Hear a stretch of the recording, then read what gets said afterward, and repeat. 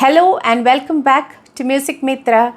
My name is Bindu Nair and this is the channel where we try to learn Carnatic music in a fun and casual way. This is for all of you who are trying to understand Carnatic music a little better or taking baby steps in learning this art form. And I'm here as a student myself trying to understand the nuances of this art form.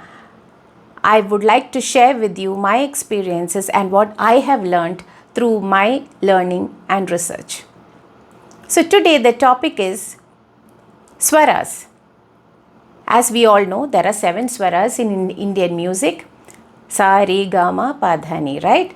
We all know that, and we know the full names also. We have discussed in earlier videos. Sa means Shadjam, Re is Rishabham, Ga is Gandharam, Ma is Madhyamam, Pa Panchamam, Dha Daivatam, and Ni is Nishadam. So these are the full names of the solfa notes. This much everybody understood? Now we will get into a little more detail.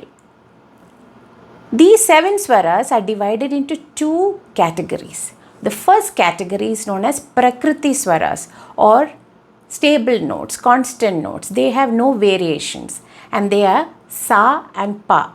They are natural notes, no variations. Any raga you take, a Sa will sound exactly the same and the Pa will also sound exactly the same. So we cannot have any confusion in Sa and Pa.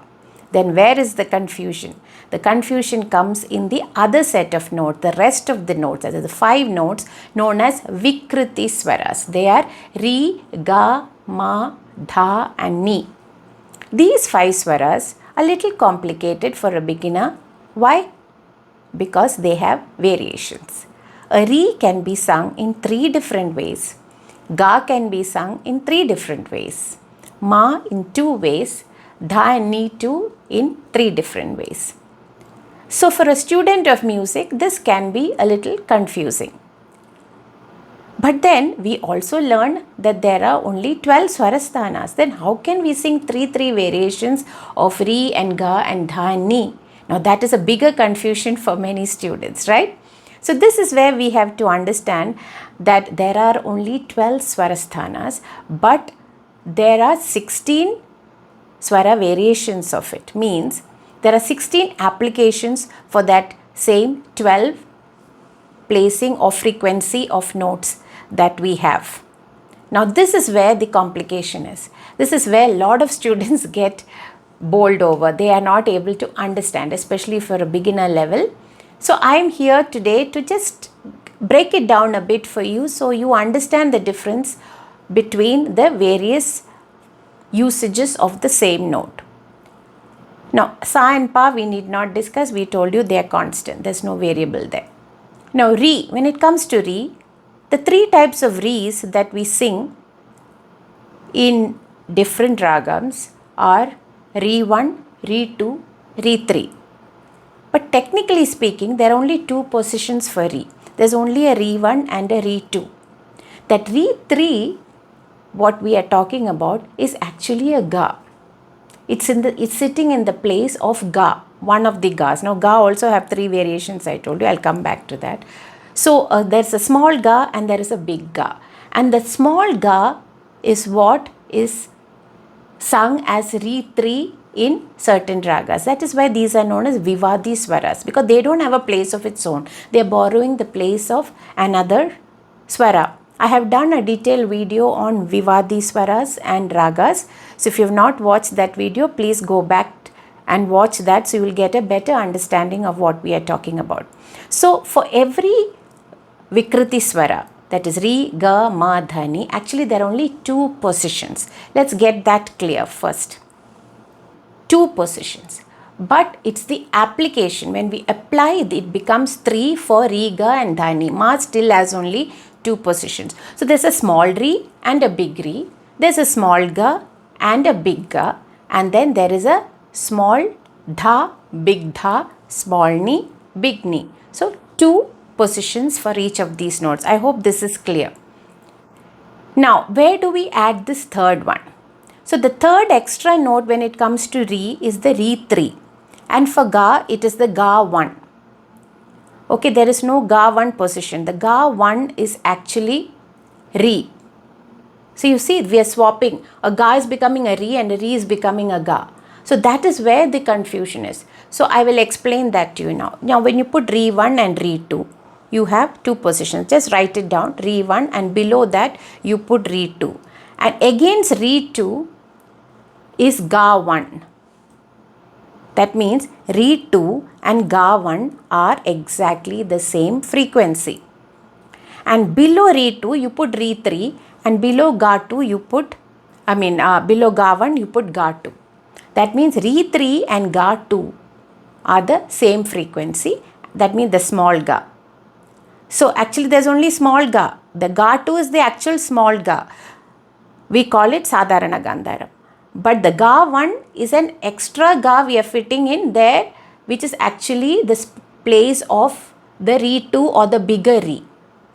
So the re 1 is known as Shuddha Rishabham, re 2 is known as Chatushruti Rishabham. It is the same re 2 which is also known as Shuddha Gandharam.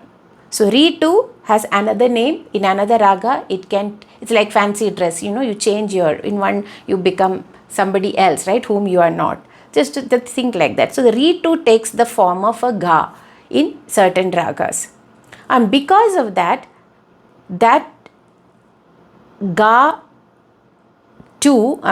1 is known as Shuddha Gandharam. So Shuddha Gandharam cannot be sung with re 2 because they are same notes. So in that ragam where Shuddha Gandharam comes, there will be only a Shuddha Rishabham.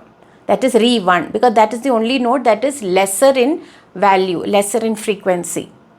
So a re 1 can be paired with ga 1, but a re 2 cannot be paired with ga 1. Why? Because they are the same frequency or the same note. So I hope you understood this concept. And then when it comes to re 3, it is actually the ga 2 or Sadharana Gandharam is what we are singing as Shat Shruti Rishabham, re 3. So re 3, when we wrote re 1, re 2, re 3, right? And next to re 2 you wrote it as ga 1, and next to re 3 you put as ga 2, and below that you have ga 3. So you have 3 re's and 3 gas, but 2 of them are overlapping. So once you write it in that structure, you will be able to understand why this confusion in the mind is happening. This will make it very clear. So re 1, re 2, re 3. Against re 2 you put ga 1. Against re 3 you put ga 2 and put ga 3 below. That's Antara Gandharam. So you have like a staggered placement of these Swarasthanas. Re 1, re 2, re 3 and ga 1, ga 2, ga 3. Now the same thing you project it onto dha and ni. Same thing. Dha 1, dha 2 are the actual two positions for dha and dha 2. But this dha 2 can also be a ni 1. And dha 3 is actually ni 2. And then you have ni 3 which doesn't have any similarities with anyone. So dha 1 and ni 3 are separate. It's only these two notes, that is dha 2 and dha 3, which have the equivalent of which one? Dha 2 is actually same as ni 1 and dha 3 is same as ni 2. So once you write it like this, you will be able to understand why this confusion is happening. So actually there are only 4 places, but there's re 1, re 2 and there's ga 1, ga 2. But because in between 2 of them are being sung in the same place, that is why we get 6. The 2 are overlapping. So I hope this theoretical explanation of Swarasthanas was of use to you. If you have any doubts, please do write in to us at sanskritiacademymusic@gmail.com. You can even comment below and we shall try and answer your queries. If you want to know more about the programs that are being run, we have some workshops coming up, and we have every week we have revision classes for Carnatic music beginners. If you want to join any of those, please write in to us or comment below with your WhatsApp number and we will get back to you. And if you're new to this channel, please make sure to subscribe right now and click that bell icon so you know when new videos are out. Thank you so much for watching, and I will see you soon with another video. Bye for now.